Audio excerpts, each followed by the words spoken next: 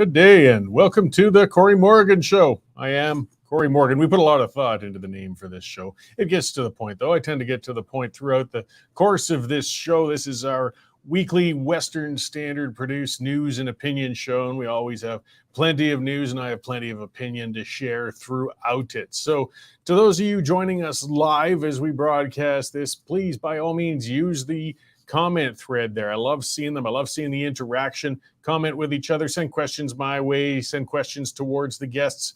I really appreciate it. I don't necessarily read them all out, but I do see them all, and it lets me know somebody's out there and I'm not just talking to myself like I do when I'm driving around in my car. Just keep things civil with each other, of course, so we don't have to be at each other's throats. We got Twitter for that, or X as it is called these days. I should try to keep up with things. So, yeah, as always, I like to think they're always good shows. I got another good one coming up today. I'm going to have as a guest Dr. Danny Leroy. He's an associate professor of economics with an agricultural specialty at University of Lethbridge. And we're going to talk about supply management. I know it sounds dull to people, but it does impact you, every one of you, actually.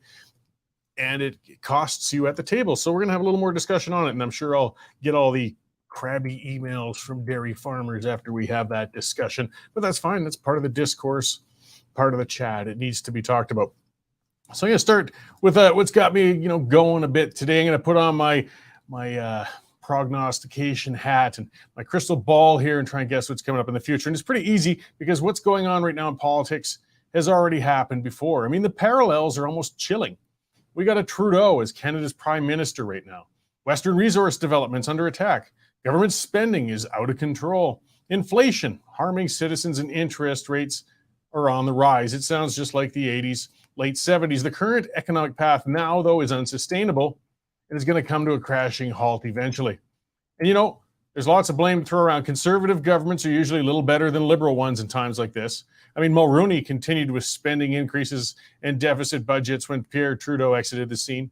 In Alberta, the Progressive Conservatives under Premiers Lougheed and Getty, they borrowed heavily while pouring tax funds into a series of failed corporate welfare schemes. Now, the bubble finally burst in the 1990s for pretty much everybody. Debt servicing costs were taking a massive bite from government budgets while citizens just weren't ready to accept more tax increases. So governments at all levels, with every political stripe, had to cut spending. There's no getting around it. Federally, the Chrétien government balanced the budget, while provincially, we had Ralph Klein and Mike Harris bringing spending under control in Alberta and Ontario. And yeah, in Saskatchewan, even the NDP out there, they had to face economic reality. Roy Romanow cut spending by 10% in one budget and managed to balance the books in 1994. Wasn't easy, though. Unions, lobby groups, individuals, they screamed bloody murder through the 90s as the cuts were applied across the country. But at that time, at least their protests were unheeded. Canadians wanted to see balanced budgets, and they wanted to see governments cutting spending. Eventually, though, the cycle turned. With balanced budgets, times became good again. Economies picked up, and the governments began to open the spending floodgates again. Even in Alberta, under Klein, the spending began to rise quickly at the end of the 90s. Ironically, it was when Klein started increasing expenditures when his provincial support started to flag. Citizens are fine with low government spending, but politicians just can't resist increasing the budgets. It's an easier way to manage the government than being fiscally responsible. Just toss more money at it. That administrative sloth, though, does come with a price over time. And in 1999, the federal government returned to deficit budgets, and in Alberta, it took till 2008, but deficit financing has returned here as well, and we haven't managed to produce a balanced budget since. Low interest rates, they allow governments to get away with deficit financing for a time, but as we're seeing today, the rates don't stay low forever. What goes down must come up. Just servicing the federal debt alone is going to cost an estimated $34.7 billion in 2022-2023. That's assuming interest rates stop rising, of course. And every province is flushing money down the toilet on debt servicing, too. It's interest costs, guys. It's money on the credit cards that we could really spend in better places. Now, the Trudeau government, this is what got me going on this, recently called for departments to find $15 billion in savings. I thought, wow, are they finally going to do like Chrétien and be responsible liberals and do some cuts? But no, then they quickly pivoted to say, well, we're not going to cut $15 billion in spending. We just want to find those savings and we'll shift it to other departments. So in other words, they won't even talk about cutting the spending. The hard reality governments and citizens need to face is that governments spend too much. And yes, I'm including citizens in that statement because, hey, we're the ones who keep turning to the government for every service or problem. People want every pet project funded, every foreign cause supported, and every industry subsidized, or they'll take their votes elsewhere. And I know it doesn't apply to everybody, it applies to enough of them. And whether we like it or not, people tend to vote for whatever politician blows the most sunshine up their butt at election time, and they tend to shy away from politicians offering a realistic fiscal platform. People won't change their demands of governments until they start directly seeing the cost of spending, but we are starting to see it now. Deficit spending is fostering inflation while taxes increase to try and keep up with the spending. The rising cost of living is hurting everybody, along with the taxes. Taxes alone right now eat up 45.3% of the average family's income, while food, clothing, and shelter only make up 35.6%. Citizens are loath to admit it, but they can't hide from it forever. When enough people realize that government is the largest expense in their life and they just can't afford it anymore, they're finally going to start demanding cuts. The question with spending cuts and austerity isn't a matter of if they're going to happen, it's a matter of when. I mean, the laws of economics are as immutable as those of gravity, and the spending will have to be brought back into check eventually. We just can't keep living on the credit cards. The longer we wait to cut spending, though, the harder it's going to be when those cuts come. An increasing segment of the population has become dependent upon government jobs and programs, and that segment's going to suffer when the government's spending starts contracting. It's going to be ugly as they try to adapt. But the sooner, the better. We're on a slow-motion collision course with an inevitable fiscal reality check. The sooner we can ring the alarm bells, the better. And right now is the time. We got to start reining in spending and reducing future pain. And right now, it feels like the warnings are falling on deaf ears, but hopefully citizens start to get the wax out and start listening soon. Because when the citizens move, the politicians will follow. Eventually, they always do. All right, that's what's got me going today. Just some dry economic talk, but it's important stuff. Let's get on to the other news because a bunch of stuff's been breaking. And check in with our news editor, Dave Naylor, and see what else is going on out there. Hey, Dave, how's it going? Good day, Cory. I'm well. Yourself? Pretty good. It's a nice day. Oh, it was a beautiful day. I was driving in this morning, going down Deerfoot, and in the back mirror, all I see is this rental car zooming by me, like about 140. So I took a quick look. I thought it might be Chrystia Freeland, but I don't think it was. I think she's back in Ottawa. Well, she'll make sure that she's chauffeured again from there on forward.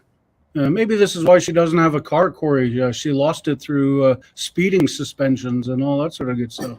Well, I wish she would be as ambitious about managing our budget as she is about making it fast on the highways. Indeed. As you say, Cory, a really busy last hour. I'll lead off with some international news. Evgeny Prigozhin, the leader of the Russian mercenary group Wagner, has been killed after his plane was shot out of the skies in Russia.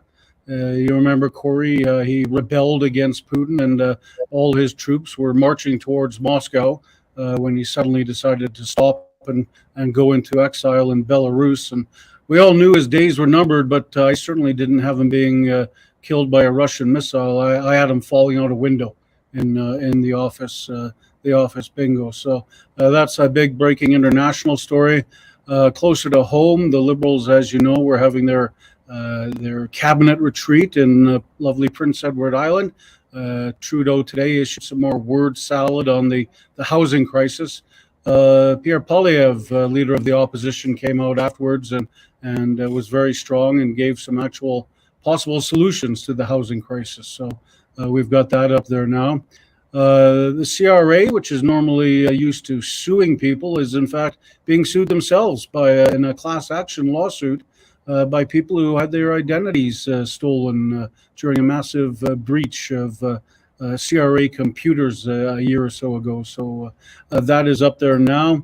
OPEC, we always knew there were a bunch of slimy people, but the former head of OPEC has been arrested in England and charged with bribery. So that shows you the type of people that they are. And the International Weightlifting Federation has decided that they need to change their rules.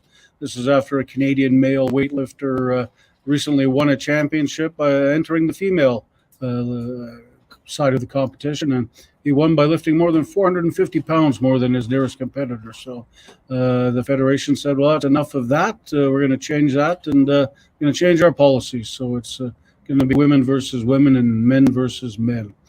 We've got a story up there on Jordan Peterson, everybody's favorite psychologist.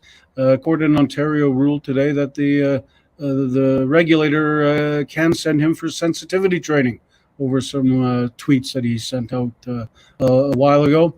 And our energy expert, Sean Polzer's got a story that Canadian oil output will be the highest in 5 years. So drill, baby, drill, oil's well. And a couple of stories that we're working on will be up shortly. A voice from the past, you remember Calgary Catholic Bishop Fred Henry, Cory.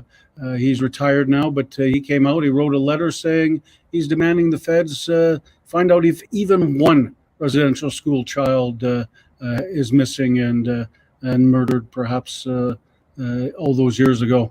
And some people around Kelowna are going to be happy because they've been given the all clear to go back home after the latest wildfire. And I'm sure they're all anxious to get back home and see what damage was caused, Cory. I'm certain they are. I can't imagine. I've never had to be evacuated before, but it's got to be stressful and terrible. I'm glad, with all these fires and these evacuations and everything that's happened, still a surprising amount. I mean, it seems like we're erring on the side of caution because, the fires haven't swept through any really densely populated communities yet anyway. So I'd rather they erred that way myself. Well, after what happened on Maui a couple of weeks ago, it's obviously better safe than sorry. That's right. All right, Dave. Well, thanks for the check-in. I'll let you get back at it, and I'll talk to you after the show. Thanks, Cory. That is our news editor, Dave Naylor, and this is when I like to remind you, look at all those stories. Dave is busy. He's got stuff constantly coming up there. It's coming up as it breaks. Lots of opinion and all sorts of content on there, guys. The reason we stay independent is where I nag you. This is where I shake the cup and ask for the money is because of subscribers. $9.99 a month, $100 for a year. It's just, again, we never thought twice about subscribing for a newspaper in the past. Well, that helps us keep going. We don't take government funding. And the government has, we can't even share our content on Meta and some of those other sites. Now the battle's going on, and you guys have been great. To those who have already subscribed, thank you very much. We really appreciate it. And if you haven't already, come on, guys, get on there and share us. That's part of the other thing, too. This ridiculous C18, this stopping of links for news sites. The problem is it's harder to reach out and get to new people. It's harder for them to find us in the first place. After that, they can come directly to the site, which is westernstandard.news. But share on Facebook. You can share it. You can share it on X, formerly Twitter, and all those sites. And this is how we can beat the government regulation and allow independent media to keep going and keep those stories rolling out there. And there's a lot going on. So, yeah, that's interesting. In Russia, it was almost an office pool. This was a guy who stood up to Putin with that Wagner group, the mercenary. And the only question was when he was going to die and how. It sounds like they didn't even bother trying to sugarcoat this. They just shot him out of the sky. Usually they try for an accidental death, a poisoning, or maybe choking at a fancy Russian restaurant. But no, this time they just blew him down. There's not a good retirement plan working for Russian oligarchies and other such places like that. Let's see. So, yeah, the talk, the starting monologue, the things that are going on, it's cost of living. We're all hurting right now. As we said, Polyev is coming out. He's talking about the housing. People are having a heck of a time finding a home. I can't imagine what it takes for a young person to get that down payment together, get your credit up to speed, the whole works. Getting in on a house right now, way out of control. Or renting, of course, the rents are going through the roof. Everything is going up. And again, there's a lot to be discussed. It's a lot of it comes down to oversized government. That's what I started the monologue with. A lot of it comes to bad policy, over regulation. That's a lot of it, whether it's home construction, like Polyev has been talking about, or whether it's in food production. And I'm, sort of segueing into my guest here, because this is an area I've talked about it on the show before, but we don't talk about it enough. And we've got a supply managed system in Canada. And I'll kind of lead and save him some of the explanation. That the bottom line is dairy, poultry, eggs, they are all tightly controlled. You can't produce over a certain amount or even start producing in some cases unless you have a government issued quota. Those quotas have become a commodity in themselves. But what they do is artificially, some would say keep the price stable, but they also keep the price high. We pay some of the highest prices when compared to comparable countries for those sorts of food items than anywhere else. And those are going up. This isn't protecting us when times get tough. And it's one area I think we'll see. We'll talk to my guest about that, where maybe some quick changes can help make some things affordable for Canadians from the government right away. So let's bring him in. As I said earlier at the start of the show, it's Danny Leroy is an associate professor of economics. Boy, that's a tongue twister at University of Lethbridge, and specializing in agricultural economics. So thank you very much, Doctor, for joining us today. Oh, you're welcome, Cory. I'm very glad to be here. So you kind of heard me starting out in there. Maybe if you could expand a little. I mean, what is Canada's supply management policy, and maybe a little bit of why? Why was it brought in? I like to think the intention was good. Very good intentions. Supply management was first introduced in Canada in the dairy industry in the late 1960s, the early 1970s, and the aim of the program was to enhance and stabilize the returns to raw milk producers. At the time, there was a lot of price variability in raw milk, and people who produce milk tended to be in parts of the country where alternatives weren't very good in terms of production of other commodities.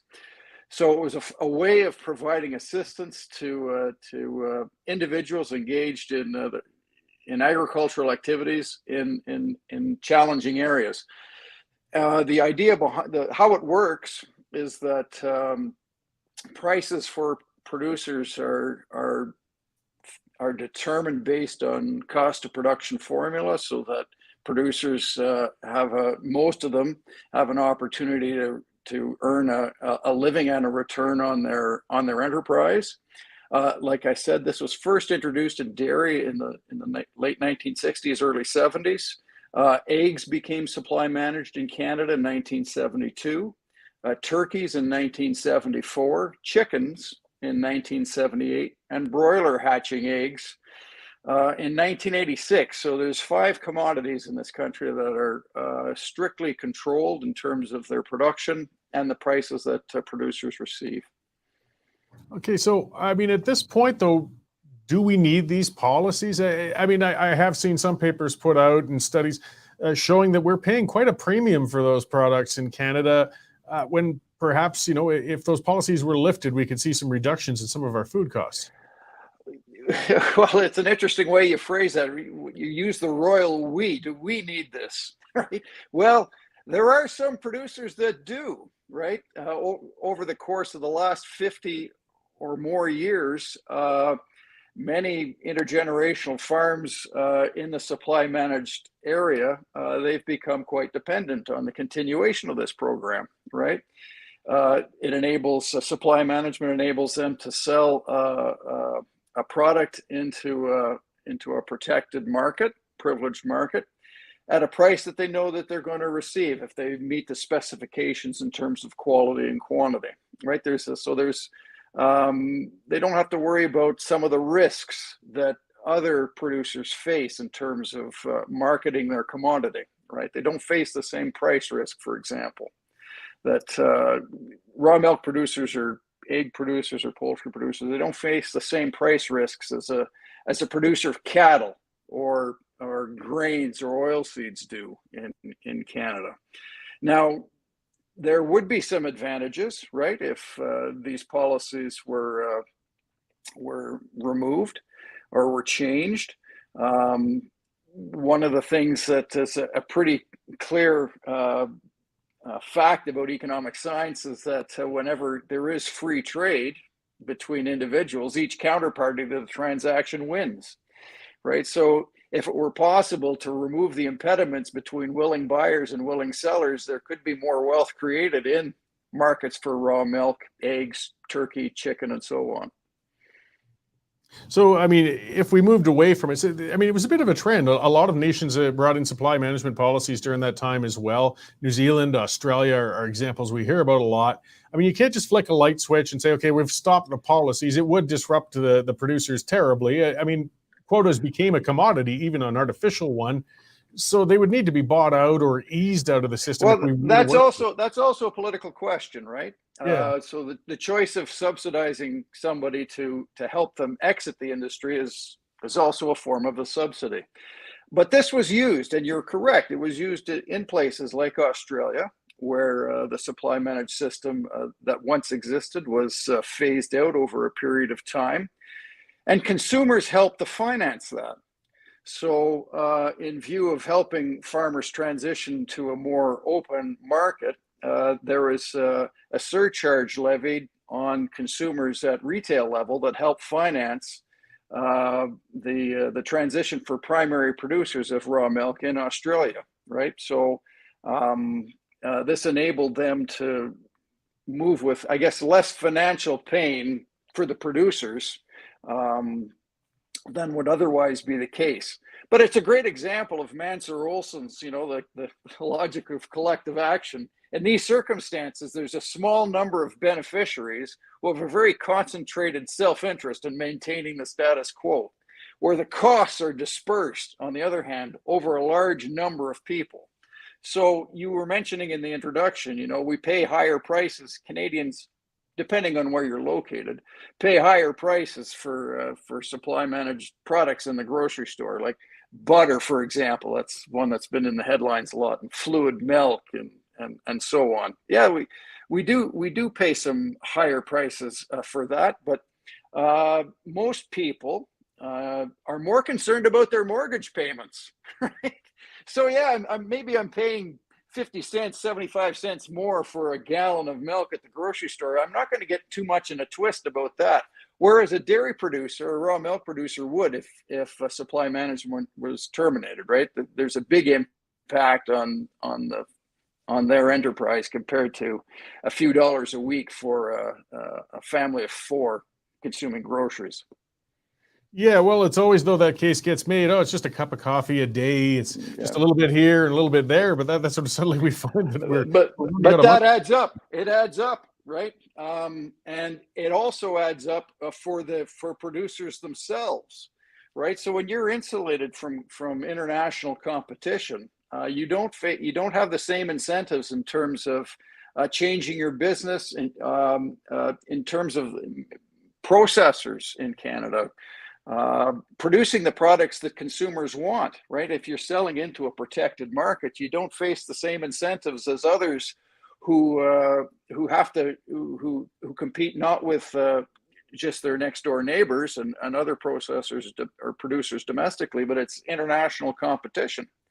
So one takeaway is that while people often say, well, supply management has been put in place to help support and protect the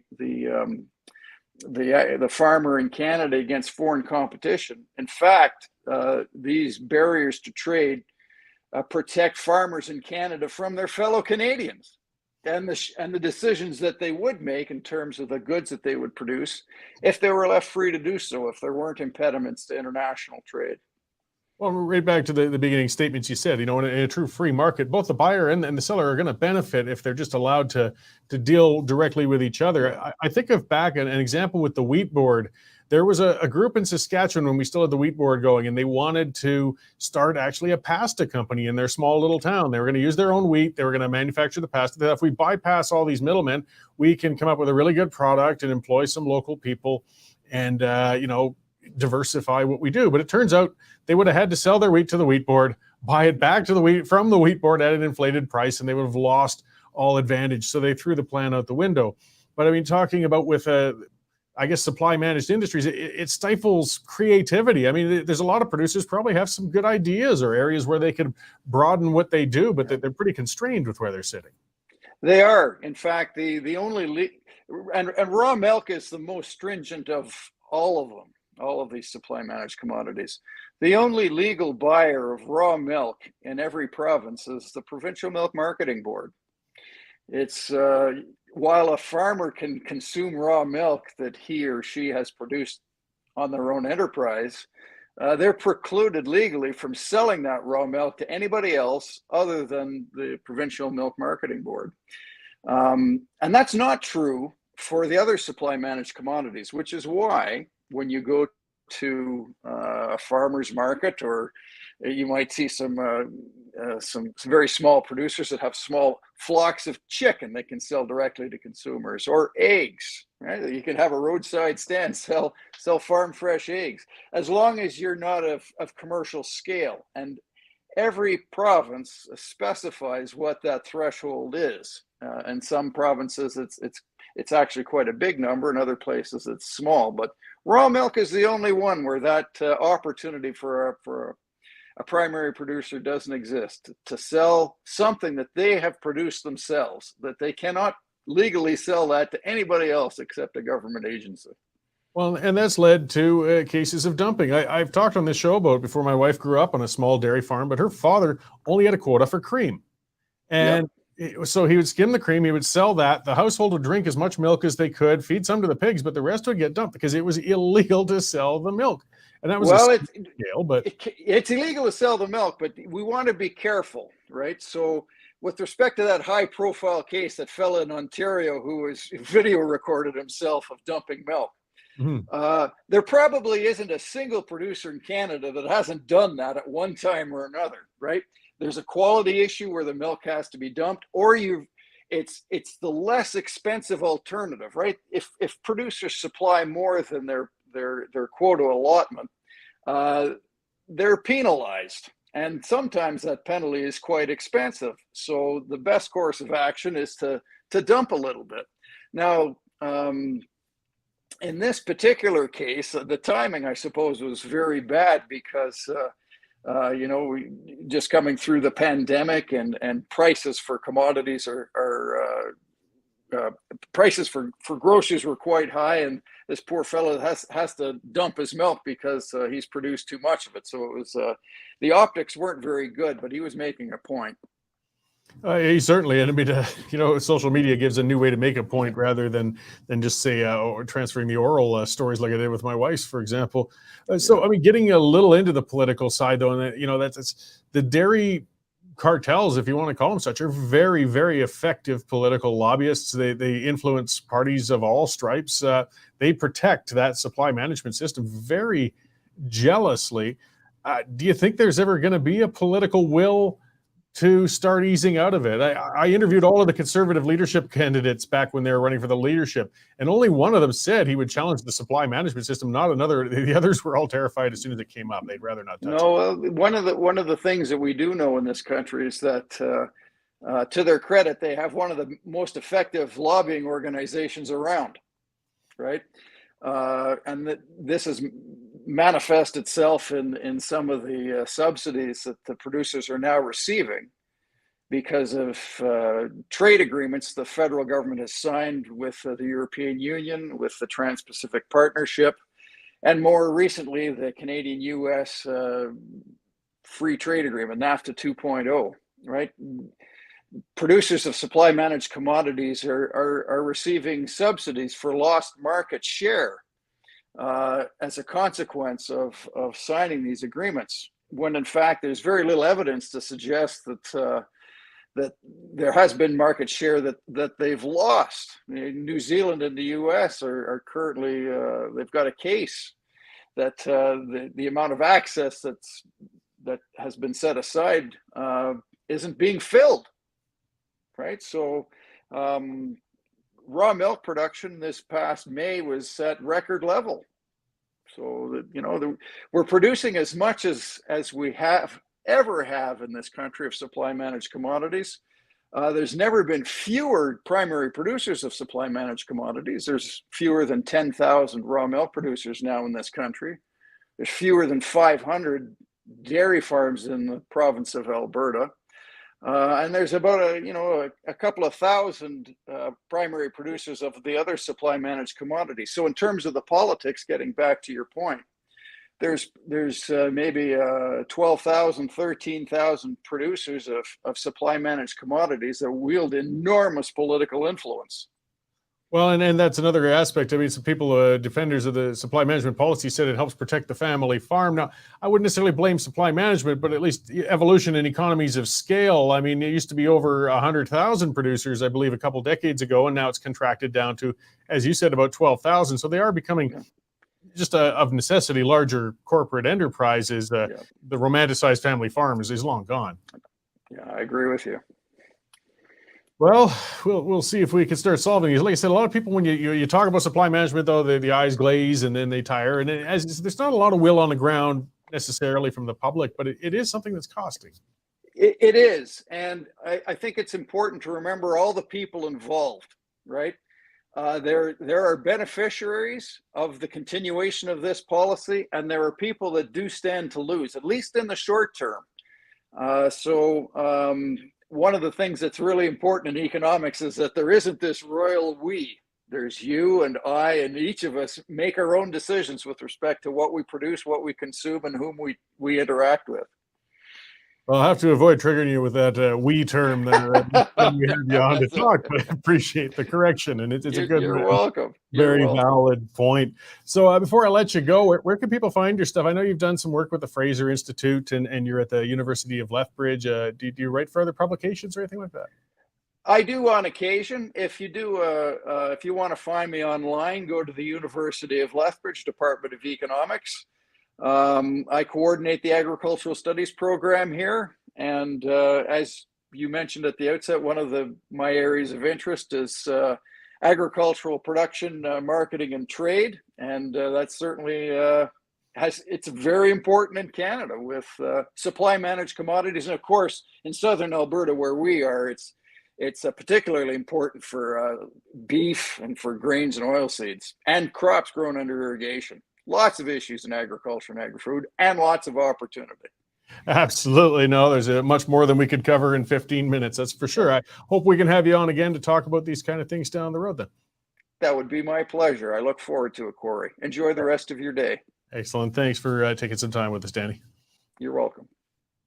All right, so that was Dr. Danny Leroy, yes, from the University of Lethbridge. And there, so you've gotten my torqued and wound up rants about supply management and things like that, but I'm bringing in a reasoned and educated individual to talk about those policies, and they do impact everybody, whether we want to talk about them or not. And it's not necessarily that dry. It's interesting is to see, as we said, it started with good intentions, but again, so many bad policies always do start with I think noble intentions, and it was good to have some balance. Pointing out there's going to be beneficiaries, and I guess you could say people who certainly don't benefit if it changes. It's good to see a free market person speaking from a university though, and coming out of those spots, and breaking a bit of that mold of what we're seeing from academia these days. I guess when you're in economics and agriculture, I mean, you've got to be a common sense grounded sort of person to maintain what you're doing. Now, something that came down today, Dave mentioned that with the news check-in earlier, and it kind of ties into that. Dr. Jordan Peterson, the Ontario court has upheld I guess, I don't know if you'd call it a ruling, but you see what has happened is the cancel mob has been trying to get Peterson for years. They hate him. I mean, they're frothing, raging people. They want to cancel him. He dared. This was just back when he was a professor. All he did, University of Toronto, though, as a psychologist, a professor, was dared when he was mandated. People were saying, you've got to start referring to individuals as Z and Zer. And this was back in 2016. I guess they're ahead of their time. I think it was 2016. And he said, no, it's ridiculous. It's stupid. I won't do it. And they went bananas. They went crazy on him. How dare you? How dare you? And they screamed and they threatened, and other professors sanctioned him and wrote up things and demanded. And he's still, the thing that drives them so mad with Peterson is that he won't apologize. He won't back down. Too many do. Too many people just cave and cower, and he won't. And the other part is, ironically, and I know, Dr. Peterson was already a successful professor, but boy, it took him and turned him into an international celebrity because people found it refreshing. They found an academic speaking out about political correctness and speaking out against identity politics and speaking out about how stupid it is to call somebody Z or Zer, much less to mandate somebody to call them Z or Zer. It's stupid. It's stupid. Hey, if you want to be called Zer, if you ask me politely, I'll say so. I'll call you that. Fine. I don't care. Call you an artichoke if that's your preference. But don't tell me what I have to refer to you. That's the big difference. Either way, Dr. Peterson did great. His books were selling like crazy. He was speaking to sold out functions all over North America, around the world. But you see, the mob couldn't relent. They couldn't let off him. So how can we punish this man? How can we dare to get this man who dared to break orthodoxy? Then they realized we can go after his professional association. You see, he is a psychologist. He had patients. He did still see patients. He's a licensed registered psychologist. So they went after the association. They pressured, they demanded, they threatened, they scared. And of course, you'll get these professional associations they get scared fast and they get scared easily. So they ruled. They said, you, Dr. Peterson, must take this course on social media behavior and sensitivity and garbage like that. That stinks. It rings of re-education camps. It's thought crime. You don't have to like what Dr. Peterson said. But I mean, the association, the only time they should be sanctioning is if he was truly doing something unprofessional. If he was being a pervert online, if he was breaking laws, if he was abusing people. But what he was doing was speaking out with a view they didn't agree with. That's all. You got to remember, these associations are populated and managed by the nutless. I tell you, I know this from working in the oil field. Because, you know, when you get these professional associations, even in the energy sector, private market, and they get these industry associations and they got to hold a conference once a month or do this and do that. You don't send your best and brightest to sit on the boards of these associations. You send the brother-in-law you were forced to hire because, you know, hey, get him out of my hair, he's a moron, and it'll put him to work doing something else. Unfortunately, when the oil companies are sending their dead weight all to these associations, then these associations, of course, tend to be dominated and populated by morons and cowards and things such as that. Get the woke guy out of your boardroom and stick him out, spending some time with your professional association. That's great until that association turns on you. And that's what happened with Peterson. You don't have to like what he said. He dared to point out with an overweight woman and said it didn't look attractive. Hey, some guys love the chunkier gals. Good for them too. But that's his opinion. He's allowed to have it. And yes, he's questioned some of the trans orthodoxy. Either way, that led down to now the courts. The Ontario court ruled today and said, no, they are allowed to basically say either we're going to pull your license, you will no longer be a practicing psychologist, or you go to this re-education course. Re-education. We will drill it into you. We will make you look at your shoes in shame. We will tell you what you're supposed to think and most certainly what you're supposed to say. And it sounds already like Peterson said, get stuff not happening. He's going to be pushing back. But they will take away that part. He'll be fine. His books are selling fine. His lectures. It's a point of principle at this point, but it's a big point of principle. And not everybody can afford to stand up to the cancel mob when they turn their head towards you, as Dr. Peterson could. Some people can and do get bankrupted once that mob gets swirling around them, those unrelenting hornets of self-righteous. I got to watch for the swearing. You know, being on the Cowboy Network and everything, we are, still under the CRTC, so I got to behave myself. But the court held it up. Said, yes, you can take away this man's career because he was politically incorrect online. It's a scary precedent. And you know, those frothing, self-important jerks who feel they should control the speech and thought of others are just tickled pink right now. They're going to go after others. They're going to find others, and they're going to ruin people. They're bullies of the worst sort. And as I said, they have no remorse. They don't care who they crush. So this was a big, big deal with that court ruling today. Basically, it wasn't even a court ruling. They didn't even hear it. I think they threw it out because he was challenging against it. So, yeah, we got a big problem. And look at some of the stuff that we won't be allowed to. Well, I don't say we. Danny corrected me on that. None of that we stuff. But people won't be able to speak out without a punishment on a lot of issues when common sense should prevail. And that case Dave mentioned with the power lifter. So this was in Canada. I'm not going to beat around the bush. It was a man.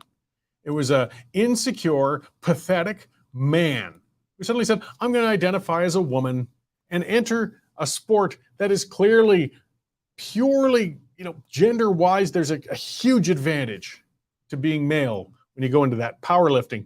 There's no beating around the bush. It's not a matter of opinion. God, the loony left likes to tell us to follow the science. Well, let's talk about science. Men tend to be stronger than women. That's why we broke up athletic events on gender. So this man came in and he didn't just beat the women who'd spent all that time, did all that work, all that dedication, training for this event. He didn't just beat her a little. So he lifted, and I guess it's something where you squat and deadlift. I don't know. I don't do all that stuff. You can tell by my build. I'm sure most of the women in that event, the real women, would still outlift and beat the snot out of me. That's fine. But when you're getting to the high levels of these things, men who do that similar training will outperform the women. He outperformed it. So by 200 pounds over the next closest woman, 200 pounds. Like, it just completely removed the element of competition whatsoever. So that's just absurd. Yeah, 597 pounds versus the next person's 387. What an insult. What an insult. And that we even have to discuss it. That we even have to say, this is absurd. This is unfair. This is an actual assault against women. This is getting towards the end game of the woke. This is how dumb they are. This really is. I mean, the woke began with women back in the 60s and 70s when they weren't getting rights that they should have, when they were being underpaid for the same job that men were doing and things like that. There were rights that were being abused. Women were being left to hang if a husband took off on them, things like that. But now it's come all the way around, and the woman loses her rights as long as a man says, you know what, I think today I'm going to identify as a woman. We're not even talking about somebody who's dedicated a life to being trans. Not talking about somebody who's had, of course, some of the surgical or drug, transitioning or on any of those things, change their lifestyle. They just have to say, sometimes you feel like a nut, sometimes you don't. That's nuts. Yeah, I'm going to lay off the nut thing for a bit here. But, self-identifying, no, it's crazy.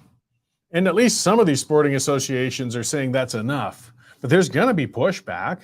I'm forgetting some of the names, but the case in the States with that man who's down there swimming and blowing all the women out of the water as far as the races go, defeating them all over the place down there. And one of the competing women dared to speak out. She said, "This is nuts. I can't compete with this guy. And plus, he's standing around in the change room. I turn around and there's male parts behind my head because this is a fully intact man. I'm not going to call him a her.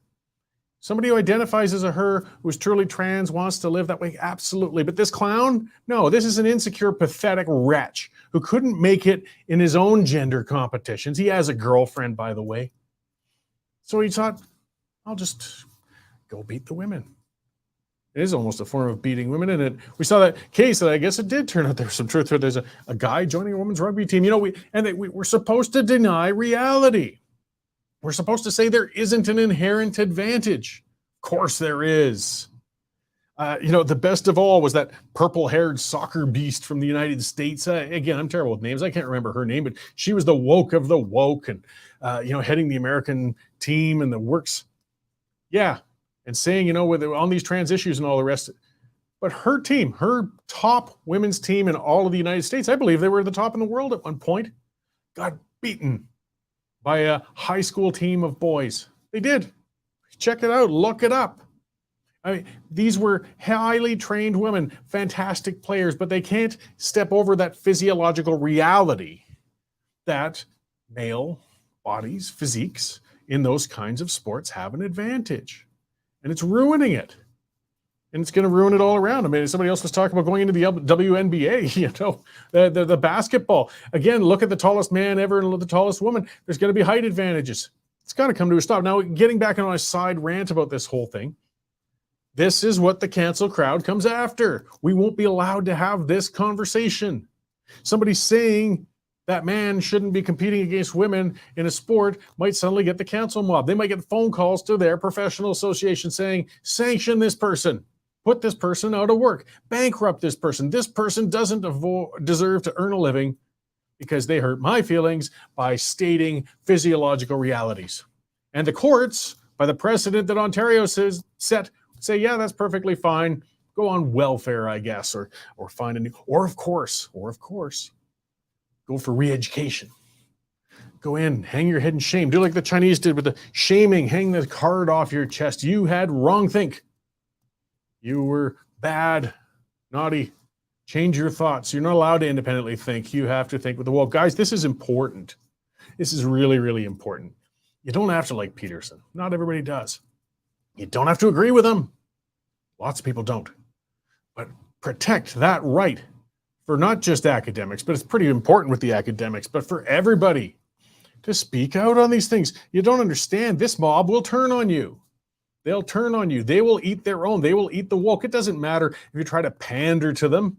It doesn't matter if you try to, stay woke. You slip even once, they will eat you alive. They're parasites. They're hyenas.